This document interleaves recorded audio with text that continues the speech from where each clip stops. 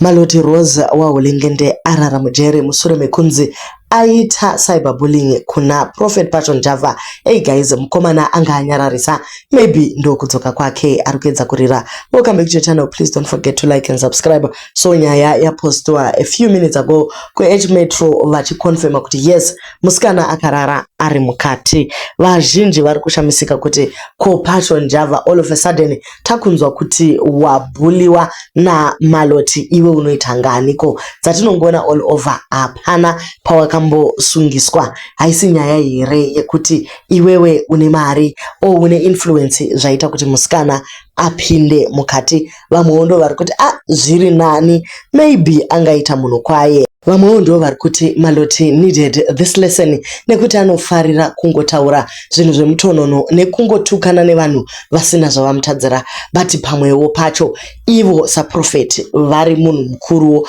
vachiona kuti musikana ari heavily pregnant. Was this a necessary move yekuti munhu anovatira ari mukati metorongo? Musakanga guys, Maloti haana kutanga nhasi zvokusungwa izvi uye it is one of those hazvina basa naye, anogona kutongobuda zvake.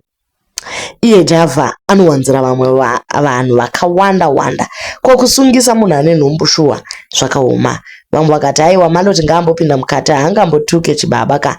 Imi munonyatsoziva guys kuti Pasho vatori chibaba. So ndo zviri kubva manetizens vamwe vari kufara kuti aiwa maybe tichambowana peace mumastreets, asi nyaya dzecyberbullying munongodziziva guys, hapana kunomboendwa zvachose. 2 minutes in 2 minutes out tadzoka zvakare ende ma insults acho achange atokura zvachose.